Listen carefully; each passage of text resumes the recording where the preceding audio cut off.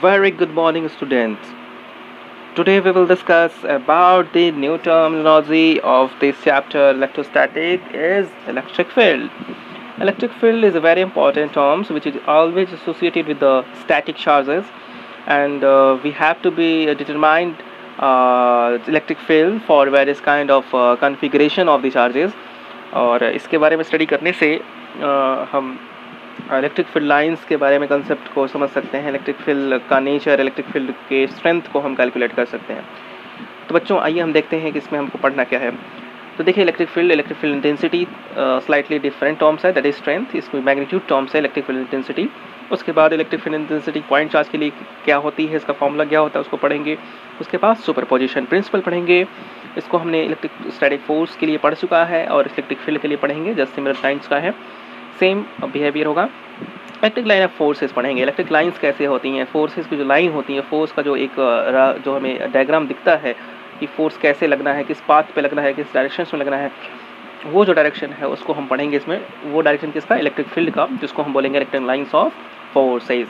और यह electric line of force आपका हम पढ़ेंगे due to a point charge, due to a dipole, due to equal like charges, due to uniform field. इस सारे के डायग्राम्स आपको दिखाएंगे, इलेक्ट्रिक लाइन ऑफ फोर्सेस सभी के लिए दिखाएंगे। उसके बाद प्रॉपर्टीज़ हम देख लेंगे, इलेक्ट्रिक लाइन ऑफ फोर्सेस की प्रॉपर्टीज़ क्या है, उससे हम क्या समझ सकते हैं। उसके बाद electric dipole, electric field intensity, इसके बारे में पढ़ेंगे डाइपोल के लिए। फिर टॉर्क देखेंगे, डाइपोल का क्या होता है, वर्कडन देखेंगे। इससे हमारा क्या होगा, ये इलेक्ट्रिक फील्ड्स का जो भी एक दायरा है वो कंप्लीट हो जाएगा इन सारे टर्म्स। तो आइए बच्चों देखते हैं इलेक्ट्रिक फील्ड के बारे में।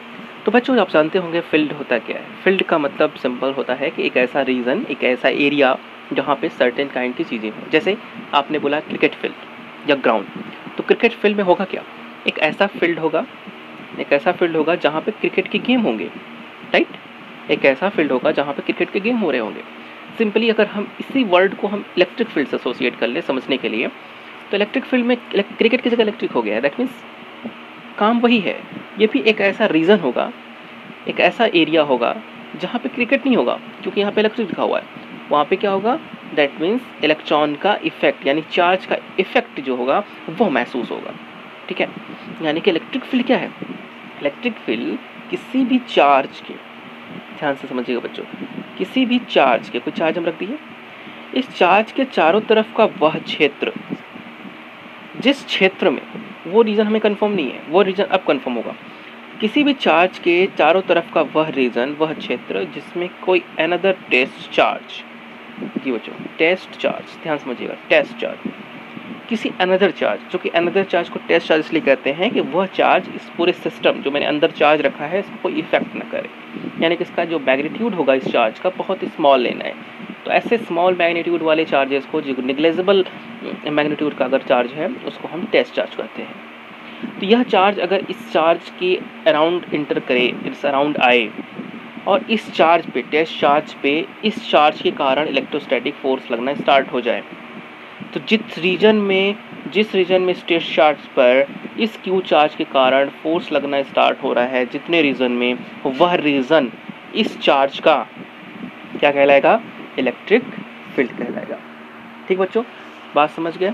चलिए फिर से रिपीट करते हैं, आप खूब सो समझ जाओगे बात। इलेक्ट्रिक फील्ड किसी भी चार्ज के अराउंड वह एरिया है जिस एरिया में कोई भी टेस्ट चार्ज अगर आता है तो वह टेस्ट चार्ज क्या करेगा, bear a electrostatic forces due to this charge, this source charge. इस चार्ज को बोलेंगे क्या, सोर्स चार्ज। ठीक है बच्चों, आइए आप डेफिनेशंस नोट कर लें। उसके बाद हम देखते हैं आखिर इसका फॉर्मूला क्या होता है, उसको कैलकुलेट कैसे कर सकते हैं। तो इसको कैलकुलेट करने की जो प्रक्रिया है, that is process, this is called electric field strength और इलेक्ट्रिक फील्ड इंटेंसिटी। इसको जनरली हम इलेक्ट्रिक फील्ड भी करते हैं, ठीक है। तो इलेक्ट्रिक फील्ड को कैलकुलेट करने के लिए जो हम टर्म्स यूज करेंगे दैट इज कैपिटल ई, जिसको हम इलेक्ट्रिक फील्ड इंटेंसिटी भी पढ़ेंगे, ठीक है। अब ये है, होता क्या है इलेक्ट्रिक फील्ड इंटेंसिटी, एग्जैक्टली आप देखिए यहाँ पे लिखा हुआ है, electric field in strength eight point in a electric field is the electrostatic force per unit positive charge. ये पॉजिटिव चार्ज जो लिखा है ना, दैट इज टेस्ट चार्ज, ध्यान समझना बच्चों। पॉजिटिव चार्ज लिखा हुआ है that is the test charge. तो हम किसी test charge that is plus Q को हम लाते हैं, ठीक है। तो इन चार्जेस का सोर्स चार्जेस के साथ जो फोर्सेस लग रहा है F, ये F का division with respect to test charge is give the strength of the electric field. Once again, force exerted between source charge and test charge upon magnitude of this test charge is give the electric field intensity. Okay,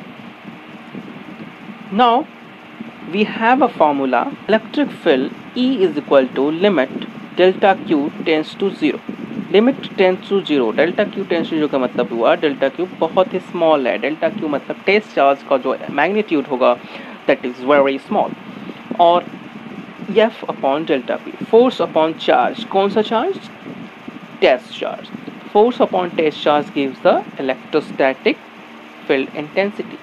अगर ये Q बहुत छोटा है तो we can named as E is equal to F upon Q naught. Q naught that means test charge, यानी वो delta Q क्या कहलाएगा, दैट इज टेस्ट चार्ज. ठीक है, तो आप समझ गए होंगे. तो इलेक्ट्रिक फील्ड को कैसे कैलकुलेट करना है, electric force between source charge and test charge upon division कर देंगे टेस्ट चार्ज का, that gives the electric field. Okay, this is the formula. Force का आप जो फोर्स का फॉर्मूला है कूलम्ब्स लॉ से आप यहाँ पुट करेंगे तो you will get E is equal to 1/4πε0 Q upon are square.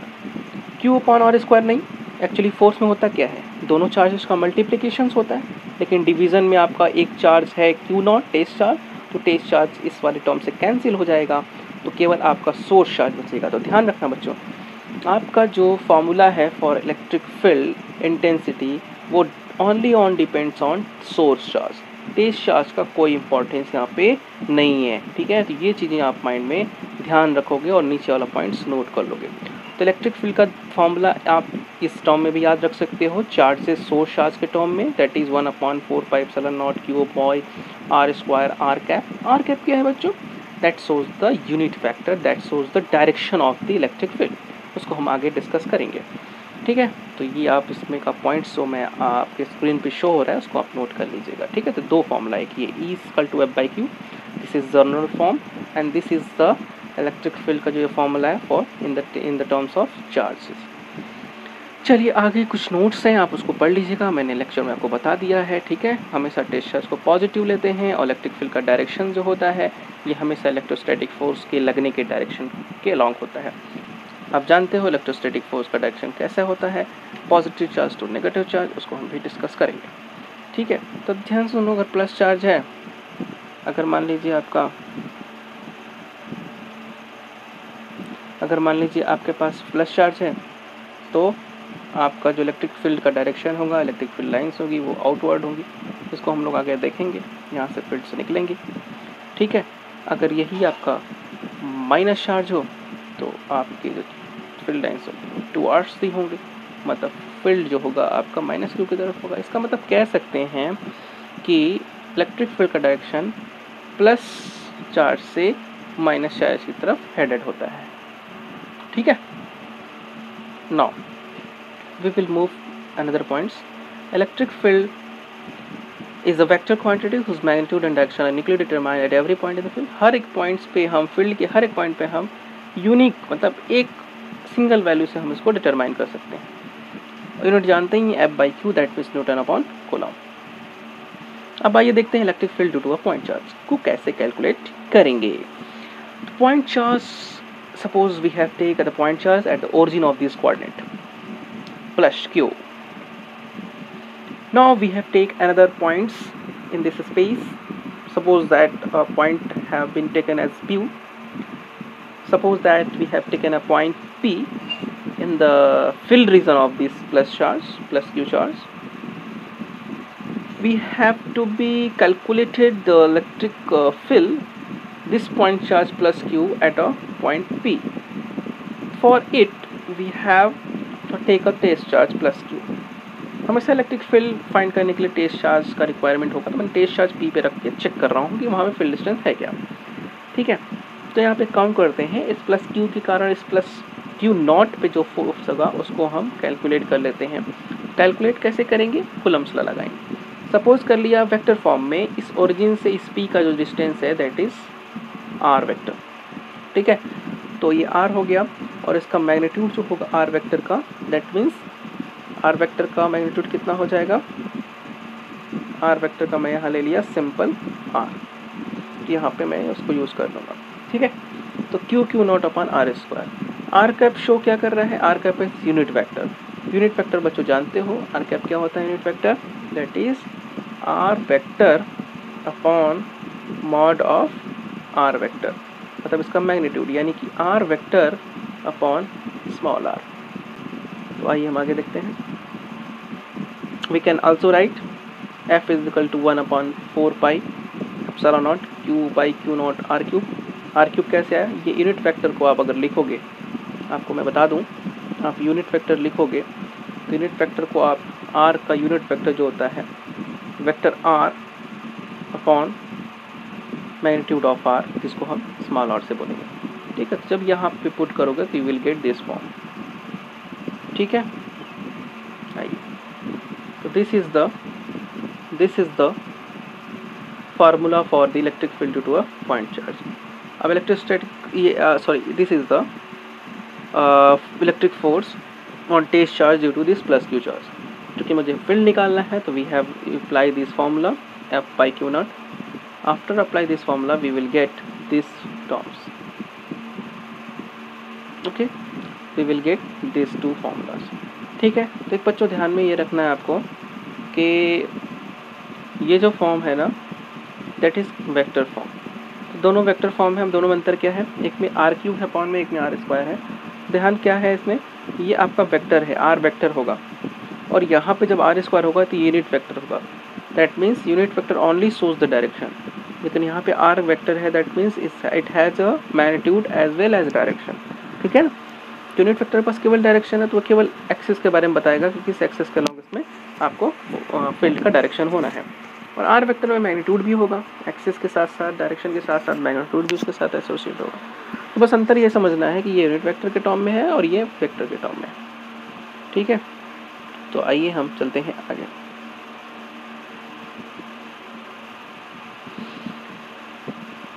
आइए हम देखते हैं graph E versus R square. E versus R square का जो ग्राफ होता है कुछ इस तरह का होगा।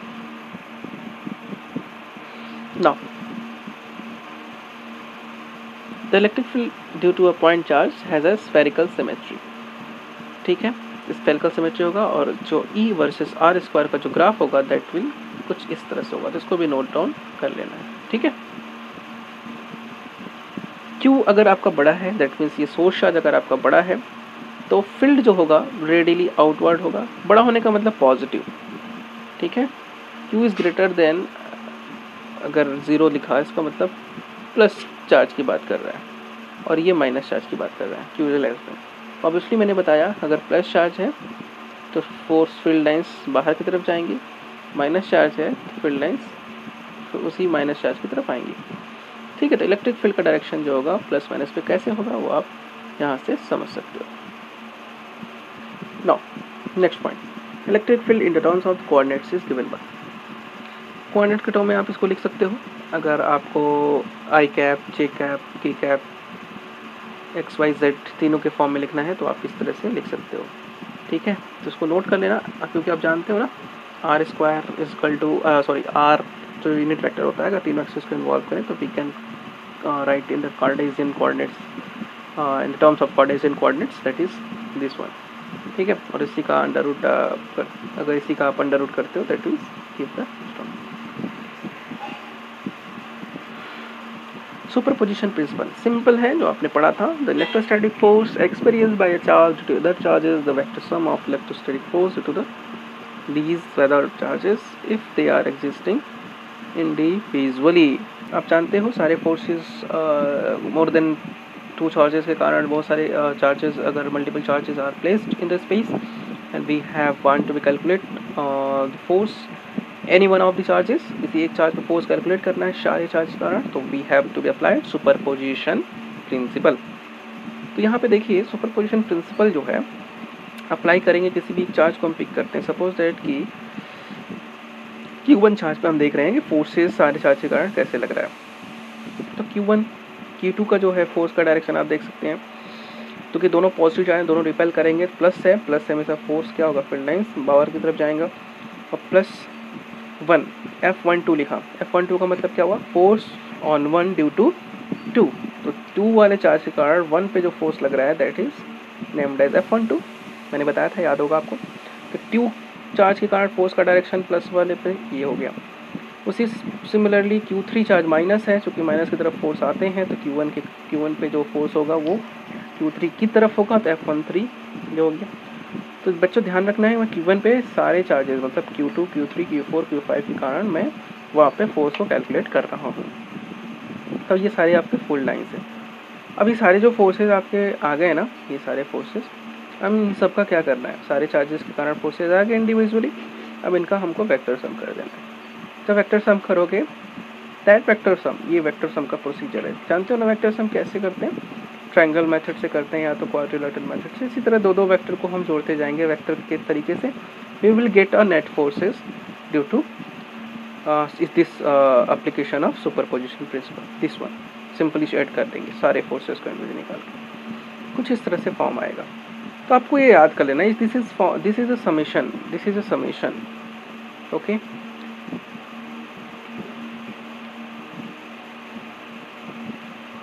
नोट आपको रखना है, the interaction must be on the charge which is to be studied due to the other charges.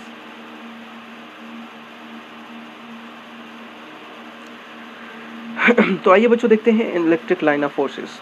Electric line of forces क्या है, आप इसको नोट डाउन कर लेंगे। An electric line of force एक इमेजिनरी एक पाथ होता है, एक इमेजिनरी नोटेशन होता है, लाइन होता है, along which a unit positive charge is supposed to move when free to do so in an electric field। मतलब अगर किसी इलेक्ट्रिक फील्ड में हम पॉजिटिव चार्ज को रखें तो पॉजिटिव चार्ज जिस डायरेक्शन में मूव करना चाहेगा और जिस पाथ से मूव करना चाहेगा वही पाथ आइदर स्ट्रेट हो या कर्व हो, वही स्ट्रेट या कर्व पाथ ही क्या कहलाता है, इलेक्ट्रिक लाइन ऑफ फोर्सेस। ठीक है, तो यूनिट पॉजिटिव चार्ज, यूनिट मतलब उसका मैग्नीट्यूड 1 हो और वो पॉजिटिव नेचर का चार्ज हो, उसको अगर हम किसी भी चार्ज के इलेक्ट्रिक फील्ड रीजन में रखते हैं तो वो जिस स्ट्रेट या कर्व किसी टाइप का पाथ हो सकता है उसको फॉलो करते हुए जाएगा, उसी पाथ को हम क्या बोलेंगे, इलेक्ट्रिक लाइन ऑफ फोर्सेस। ठीक है, और ये बताता है direction of the electric field, तो इलेक्ट्रिक फील्ड का डायरेक्शंस ये बताता है। तो किसी भी इलेक्ट्रिक फील्ड में, वंस अगेन, किसी भी इलेक्ट्रिक फील्ड में हम पॉजिटिव चार्ज जिसका मैग्नीट्यूड यूनिट हो उसको अगर हम रखते हैं तो वो जिस पाथ पे आइदर स्ट्रेट और कर्व पाथ हो, तो जिस पाथ पे वो मूव करेगा that path is known as an electric line of forces. Okay, now electric line of forces imaginary होता है, जिसको हम रियल सिचुएशन में नहीं कर सकते, इसको बस रियलाइज कर सकते हैं, चार्ज को प्लेस करके इसको महसूस कर सकते हैं, उसमें फोर्स को एक्सपीरियंस करा के महसूस किया जा सकता है। ठीक है, तो दोनों तरीके से हो सकता है, स्ट्रेट लाइन भी हो सकता है, कर्व भी हो सकता है, इलेक्ट्रिक लाइन ऑफ फोर्सेस आपके स्क्रीन पे है। और कर्व होगा तो हम किसी भी पॉइंट पे अगर हमको पता करना है कि इलेक्ट्रिक फील्ड का डायरेक्शन एक्चुअली है क्या, तो कर्व वाले जिस पॉइंट पर अगर आपको फोर्स को, इलेक्ट्रिक लाइन ऑफ फोर्स को पता करना है, इलेक्ट्रिक फील्ड को पता करना है, वहाँ पे आप टेंजेंट ड्रॉ कर देंगे तो कर्व लाइन जो है, कर्व जो पाथ है वहाँ पे आपको इलेक्ट्रिक फील्ड का डायरेक्शन मिल जाएगा।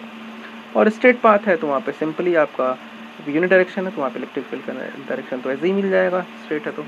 लेकिन कर्व होगा तो आपको टेंजेंट ड्रॉ करके इलेक्ट्रिक फील्ड का डायरेक्शन फाइंड आउट करना होगा। अब आइए देखते हैं electric line of force due to a point charge. Electric line of force point charge के कारण कैसा होता है? यस, अगर Q is greater than 0 that means, या I have told it earlier, Q is greater than 0 is that means this is a positive charge. Okay,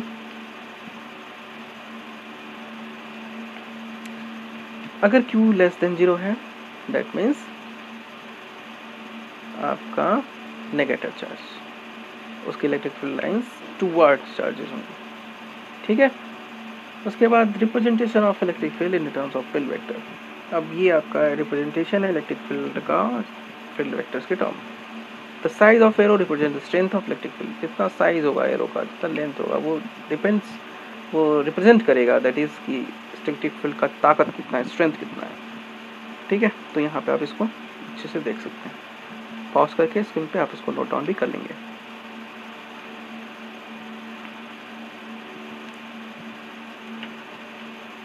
अब आइए देखते हैं बच्चों, electric line of forces due to a pair of equal and unlike charges. Equal and unlike charges that means अगर dipole अगर बनाते हैं, equal in magnitude, unlike का मतलब हुआ तो उनका नेचर अपोजिट, प्लस होगा एक माइनस होगा और दोनों का मैग्नीट्यूड सेम होगा, और उनको बहुत ही स्मॉलेस्ट डिस्टेंस पे रखते हैं और देखते हैं कि इसके कारण जो कन्फिग्रेशन बन रहा है, ये कन्फिग्रेशन एक्चुअली डाइपोल कहलाता है।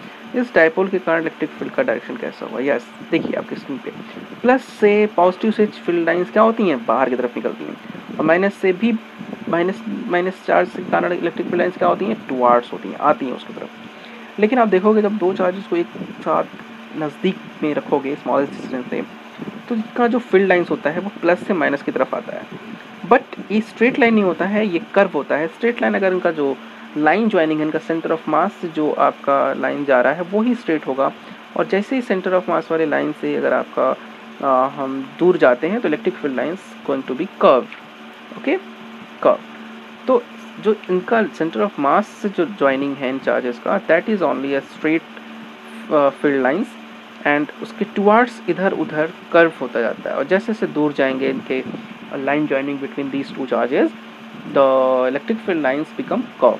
ठीक है, और direction always plus Q to the minus Q. Okay, एक बात और, अगर किसी पॉइंट पे किसी भी इनके फील्ड रीजन में कहीं भी आपको पता करना है कि इलेक्ट्रिक फील्ड का डायरेक्शन होगा क्या, तो वहाँ पे उस फील्ड लाइन पे, उस पॉइंट पे आप टेंजेंट ड्रॉ कर दीजिए उस फील्ड लाइंस पे, और वो फील्ड लाइन का डायरेक्शन जिधर होगा वही क्या होगा, इलेक्ट्रिक फील्ड का डायरेक्शन होगा। ठीक है ना, स्पेस में प्लस क्यू और माइनस क्यू चार्ज के जो इलेक्ट्रिक फील्ड रीजन है उसके स्पेस में कहीं भी आपको अगर इलेक्ट्रिक फील्ड का डायरेक्शन फाइंड करना है तो वो टेंजेंट होगा on the electric field lines. ठीक है, तो इलेक्ट्रिक फील्ड लाइंस पे टेंजेंट ड्रॉ करके वहाँ पे हम फाइंड कर सकते हैं। ठीक है, और इलेक्ट्रिक फील्ड लाइंस कहाँ से ओरिजिनेट होती हैं, प्लस क्यू से, और कहाँ पे एंड होती हैं, माइनस क्यू पे। This one you have to be clear,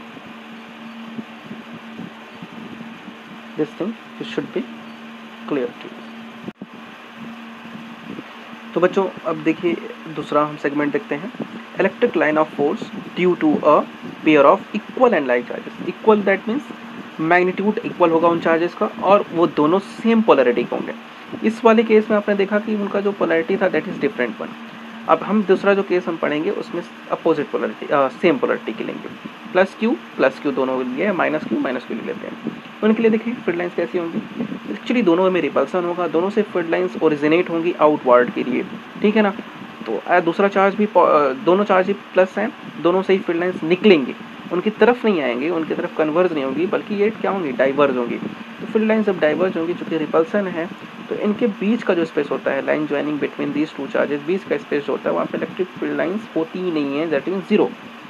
ठीक है, तो बीच में क्या होता है, इलेक्ट्रिक फील्ड लाइंस बहुत ही दूर होती हैं, ये एकदम डाइवर्ज होती हैं। ठीक है, तो यहाँ पे ऐसे देखेंगे, ऐसे मुड़ी होती, कर्व टाइप की इस तरह से होती है। ठीक है, ये ध्यान रखना है, इस तरह से आपको फील्ड लाइंस आपको पता होना चाहिए इक्वल चार्जेस के कारण कैसे होता है। तो कभी कभी एग्जामिनेशन पूछता है कि draw the diagram of the show the electric field lines of the force due to a pair of equal and like charges. तो इस तरह से आप इसको रिप्रेजेंट कर सकते हो। Okay, this one.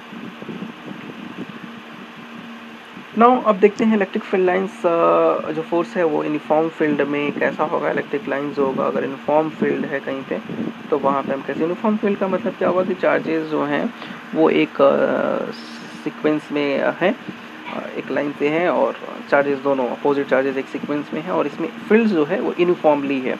यूनिफॉर्म का मतलब यूनिडायरेक्शन सभी का, इस तरह से। ठीक है, यूनिफॉर्म फील्ड में इलेक्ट्रिक लाइन ऑफ फोर्सेज जो होगा वो भी स्ट्रेट लाइन और पैरेलल होंगे आपस में। सारी लाइन ऑफ फोर्सेस क्या होंगी, पैरेलल होंगी। तो ऐसे यूनिफॉर्म फील्ड में इलेक्ट्रिक फील्ड लाइन जो होती हैं पैरेलल होती हैं एक दूसरे के। ठीक है, इस बात को याद रखना है। आइए बहुत इंपॉर्टेंट टर्म्स हम पढ़ने जा रहे हैं, properties of electric lines of forces. Properties देख लीजिए, इलेक्ट्रिक लाइन ऑफ फोर्सेज क्या होती है, इससे एक क्वेश्चन बनता है, उसको मैं अभी डिस्कस करूंगा आगे। Electric line of forces imaginary lines होती हैं। ठीक है, इसको आप देख नहीं सकते, उसको केवल महसूस किया जा सकता है चार्जेस को ले जाकर उस फील्ड रीजन में by exerting a force. Okay, second point, a unit positive charge place in the electric field tends to follow a path along the field line, यानी वो फील्ड लाइन की डेफिनेशन ही है। फील्ड लाइन की definition क्या है, किसी भी फील्ड रीजन में अगर किसी पॉजिटिव चार्ज को रखें तो वो पॉजिटिव चार्ज जिस डायरेक्शन में स्ट्रेट या कर्व पाथ के अलोंग जब मूव करे, कोई पाथ फॉलो कर सकता है, वही जो पाथ होगा वो पाथ क्या कहलाएगा, इलेक्ट्रिक लाइन ऑफ फोर्सेस, वही इलेक्ट्रिक लाइन होगा फोर्स का, ठीक है। और कर्व पाथ की electric line of electric field का डायरेक्शन अगर निकालना होता है तो उन्हीं electric field line of force पे हम टेंजेंट ड्रॉ कर देते हैं, तो हमें इलेक्ट्रिक फील्ड का डायरेक्शन मिल जाता है, ठीक है। तो electric line of forces electric field lines ही हैं, इनको हम इलेक्ट्रिक फील्ड लाइंस ही बोलते हैं, ठीक है ना। लेकिन इलेक्ट्रिक लाइन ऑफ फोर्सेस हमेशा इलेक्ट्रिक फील्ड के डायरेक्शन को शो नहीं करती हैं। अगर straight electric field lines electric line of forces हैं तो आपका direction of electric field exactly equal होगा इलेक्ट्रिक लाइन ऑफ फोर्सेस के। लेकिन अगर electric line of force curved हैं तो इलेक्ट्रिक फील्ड का डायरेक्शन उसके बराबर नहीं होगा जिस डायरेक्शन में इलेक्ट्रिक लाइन ऑफ फोर्स है। उस केस में क्या करेंगे, कर्व वाले केस में आप टेंजेंट ड्रॉ करोगे, then you will find the electric field direction. Okay, clear it. Next point हम देखते हैं, electric line of force emanate from a positive charge and terminate on negative charge. देखिए जैसे मैंने अभी यहाँ पे प्लस चार्जेस को रखा तो देखिए वो क्या हुआ, इस तरह से मूव करते हुए, देखिए +1 कूलम का चार्ज है, वो देखिए प्लस से मैच कर गया, जिस डायरेक्शन में गया वहाँ मैंने लाइन ड्रॉ किया है, दैट इज इलेक्ट्रिक फील्ड का डायरेक्शन। स्ट्रेट है तो सेम होगा इलेक्ट्रिक लाइन ऑफ फोर्सेस का डायरेक्शन में इलेक्ट्रिक फील्ड का डायरेक्शन होगा, ठीक है। तो ये चीज़ें हैं, हमेशा इलेक्ट्रिक लाइन ऑफ फोर्सेस हमेशा पॉजिटिव चार्ज से इमिनेट होती हैं, दैट मीन्स प्रोड्यूस होती हैं, वहाँ से निकलती हैं, और टर्मिनेट मतलब खत्म होती हैं जाकर नेगेटिव चार्ज पे। This should be clear to you, must be clear this things, okay. Next है द टेंजेंट, ये बताया मैंने कर्व वाली पोजीशन बताया, अगर कर्व है अगर आपका इलेक्ट्रिक लाइन ऑफ फोर्स तो उसकी इलेक्ट्रिक फील्ड का डायरेक्शन हम टेंजेंट ड्रॉ करके उसी इलेक्ट्रिक लाइन ऑफ फोर्स पे निकालते हैं। और स्ट्रेट है तो दोनों चीज़ सेम होगा, इलेक्ट्रिक लाइन ऑफ फोर्स का डायरेक्शन और इलेक्ट्रिक फील्ड का डायरेक्शन दोनों सेम होगा। उसके बाद यहाँ पे मैंने डायग्राम पिछले में शो कर दिया है। हाँ, बच्चे अक्सर ये क्वेश्चन पूछा जाता है कि दो इलेक्ट्रिक लाइन ऑफ फोर्सेस क्या इंटरसेक्ट यानी क्रॉस कर सकती हैं। तो बच्चों ये ध्यान रखना है कि कभी भी दो इलेक्ट्रिक फील्ड लाइंस आपस में क्रॉस नहीं करेंगी, चाहे वो कर्व्ड हो चाहे स्ट्रेटली जा रही हो। देखिए अगर ये क्या ऐसा क्यों है, ऐसा इसलिए है कि जब वो इंटरसेक्ट करेंगे तो जहाँ पे इंटरसेक्ट करेंगे तो वहाँ पे अगर इलेक्ट्रिक फील्ड लाइन हम ड्रॉ करें, सपोज दैट आपको मैं डायग्राम यहाँ बना लेता हूँ किनारे, यहाँ पे दिस वन, अगर मान लीजिए यहाँ पे आपका इंटरसेक्शन हो रहा है, इंटरसेक्शन होने से हमें क्या मिलेगा, एक पॉइंट मिला। मान लीजिए अगर हमें इलेक्ट्रिक फील्ड, अगर सपोज दैट मुझे इलेक्ट्रिक फील्ड निकालना है इस पॉइंट पे जहाँ पे ये इंटरसेक्ट कर रहे हैं, तो इंटरसेक्शन वाले पॉइंट पे आप देखोगे तो यहाँ पे कन्फ्यूजन क्रिएट होगा, क्योंकि यहाँ पे दो फील्ड लाइंस हैं, यानी कि चूँकि कर्व्ड है फील्ड लाइन, तो इस इंटरसेक्शन वाले पॉइंट पे हमको टेंजेंट ड्रॉ करना होगा। और टेंजेंट हम ड्रॉ करेंगे कहाँ, यहाँ पे हम दो डायरेक्शन में टेंजेंट ड्रॉ कर सकते हैं। तो एक ही पॉइंट पे दो डायरेक्शन में टेंजेंट जाएगा, और जब दो डायरेक्शन में टेंजेंट जाएगा तो दो directions of electric field lines आएंगी, है ना। तो दो डायरेक्शन में इलेक्ट्रिक फील्ड एक ही पॉइंट पे पॉसिबल है नहीं है, क्योंकि चार्ज हमेशा जो इलेक्ट्रिक फील्ड लाइंस है वो हमेशा प्लस से माइनस की तरफ ही जाएगा, और वो पॉइंट जो है वो जिस इलेक्ट्रिक फील्ड रीजन में है वो इलेक्ट्रिक फील्ड रीजन में भी दो ही चार्ज के कारण वो फील्ड आया होगा। वहाँ पे अलग अलग चार्जेस नहीं आके कई सारे इलेक्ट्रिक फील्ड यहाँ पे नहीं हो सकती, एक ही फील्ड रीजन होगी, ठीक है ना। तो दो इलेक्ट्रिक फील्ड का डायरेक्शन शो करना, दिस इज इम्पॉसिबल वन, ठीक है ना। एक ही फील्ड लाइंस क्रिएट होगी, एक ही सेट ऑफ चार्जेस आएंगे प्लस माइनस, ठीक। तो इलेक्ट्रिक फील्ड लाइंस जो हैं उनके दो डायरेक्शन हो जाएंगे इस पॉइंट पे जहाँ पे इंटरसेक्शन होता है, इसलिए अगर इलेक्ट्रिक फील्ड लाइंस क्रॉस करेंगे तो दो डायरेक्शन इलेक्ट्रिक फील्ड का होना इम्पॉसिबल है, इसलिए इलेक्ट्रिक फील्ड लाइंस क्रॉस नहीं करेंगी, क्योंकि इलेक्ट्रिक फील्ड लाइंस हमेशा क्या है, एक डायरेक्शन को शो करती है ना। इलेक्ट्रिक फील्ड लाइंस जो हैं इलेक्ट्रिक फील्ड का एक बिहेवियर शो करती हैं, ठीक है, इलेक्ट्रिक फील्ड का एक वैल्यू शो करती है। नाउ आगे बढ़ते हैं, इसको नोट डाउन कर लीजिएगा। यहाँ पे देख लीजिए, मैंने यहाँ पे बताया है डायग्राम में, ठीक है। एक शो करते हैं, देखिए नॉट पॉसिबल, दो डायरेक्शन हो गया यहाँ पे E1 E2, देखिए दो फील्ड डायरेक्शन हो गया, एक यहाँ पे और एक यहाँ पे E1 और यहाँ E2, दोनों का रिजल्टेंट निकालिए, एक E आएगा। ये दो इलेक्ट्रिक फील्ड का direction that is not possible, ठीक है। और जो रिजल्टेंट है देखिए किसी भी इलेक्ट्रिक फील्ड लाइंस के टेंजेंट को नहीं शो कर रहा है, इसलिए ये पॉसिबल नहीं हो पाता, ठीक है। इलेक्ट्रिक फील्ड लाइंस देखिए एक बहुत अच्छी प्रॉपर्टी है। इलेक्ट्रिक फील्ड लाइंस अगर एक दूसरे के बहुत क्लोजर है, क्राउडेड है, भीड़ लगा हुआ है, बहुत ही डेंस है, तो वहाँ पे इलेक्ट्रिक फील्ड लाइंस होता है बहुत स्ट्रांगर होता है। जहाँ पे फील्ड लाइंस बहुत ही स्प्रेड हैं, बहुत ही वहाँ पे कम डेंस में है, तो वहाँ पे फील्ड जो होता है, इलेक्ट्रिक फील्ड स्ट्रेंथ जो होता है दैट इज़ वीकर होता है माना जाता है। ठीक है, जैसे ये देख लीजिए, ये हाईली डेंस है, स्ट्रॉन्ग इलेक्ट्रिक फील्ड, और ये वीक इलेक्ट्रिक फील्ड।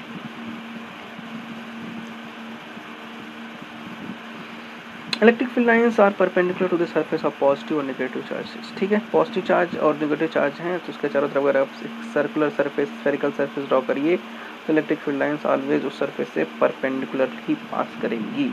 ठीक है, ये पॉइंट्स आपको ये इंडिकेट करता है, ये भी एक बहुत इंपॉर्टेंट प्रॉपर्टीज है, आप इसको नोट डाउन कर लेंगे।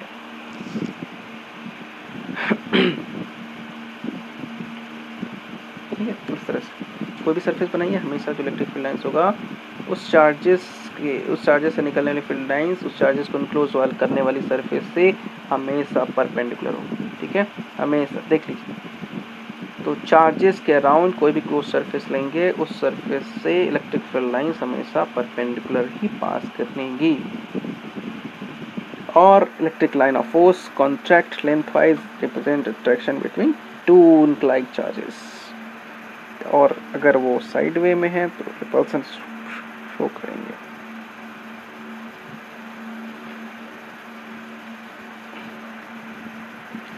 एक लास्ट प्रॉपर्टी बच्चों देखते हैं, electric line of force do not pass through a conductor. Conductor से पास नहीं कर सकते, इलेक्ट्रिक फील्ड लाइंस होती हैं कंडक्टर से पास नहीं करती, क्योंकि कंडक्टर के अंदर जो होता है ना चार्जेस अब्सेंट होते हैं। जब चार्ज नहीं है तो इलेक्ट्रिक फील्ड कैसे जनरेट होगा, क्योंकि इलेक्ट्रिक फील्ड के लिए क्या चाहिए, चार्ज का होना चाहिए, क्योंकि इलेक्ट्रिक फील्ड लाइंस हमेशा प्लस चार्ज से निकलती है, माइनस चार्ज की तरफ जाती है। चार्ज ही नहीं है तो क्या निकलेंगी और कहीं पे फील्ड लाइंस निकल के कहीं जाएंगी, इम्पॉसिबल। तो दैट्स वाई ये कंडक्टर के अंदर फ्री चार्ज नहीं होते हैं, इनसाइड नहीं होते हैं, वो सरफेस पे होते हैं कंडक्टर के। सो दैट्स वाई कंडक्टर के अंदर इलेक्ट्रिक लाइन ऑफ फोर्सेस नहीं होती हैं, do not pass through the conductor. तो अंदर इलेक्ट्रिक फील्ड लाइंस नहीं है, तो अगर हम इलेक्ट्रिक फील्ड लाइंस नहीं है, इसका मतलब उसके अंदर इलेक्ट्रिक फील्ड लाइंस नहीं जा सकती, कोई चार्ज नहीं है। तो अगर हम किसी कंडक्टर को किसी एक्सटर्नल इलेक्ट्रिक फील्ड में रखते हैं तो इलेक्ट्रिक फील्ड लाइंस उस कंडक्टर के अंदर से पास होकर नहीं निकलती हैं, वो उसकी केवल सराउंडिंग से आएंगी और निकल जाएंगी। ठीक है, तो उसके एक्सटीरियर सरफेस से ही आके निकल जाती हैं, अंदर वो इंसर्ट नहीं करते, अंदर नहीं रहती हैं। ठीक है, इस तरह से आप देख सकते हो। इसको बोलते हैं इलेक्ट्रोस्टैटिक शील्डिंग। इलेक्ट्रोस्टैटिक शील्डिंग का मतलब कि इलेक्ट्रोस्टैटिक फील्ड से वो क्या है, बचा हुआ पार्ट है। जो आपका कंडक्टर है उसके अंदर इलेक्ट्रोस्टैटिक की शील्ड है, मतलब इलेक्ट्रोस्टैटिक फोर्स से बचा दिया गया है, शील्ड कर दिया गया है, ढक दिया गया है, कोई इलेक्ट्रोस्टैटिक लाइंस इसके अंदर नहीं आने वाली।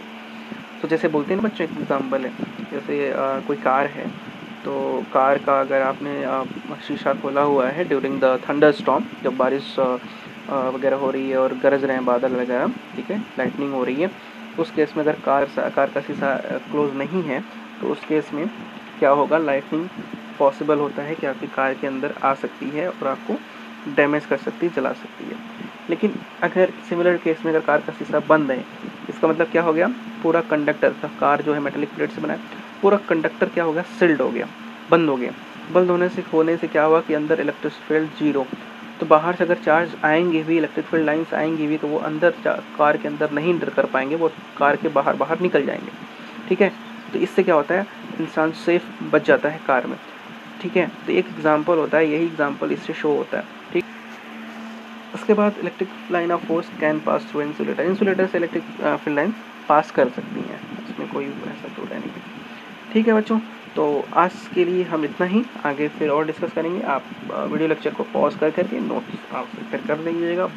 थैंक यू वेरी मच, जय हिंद।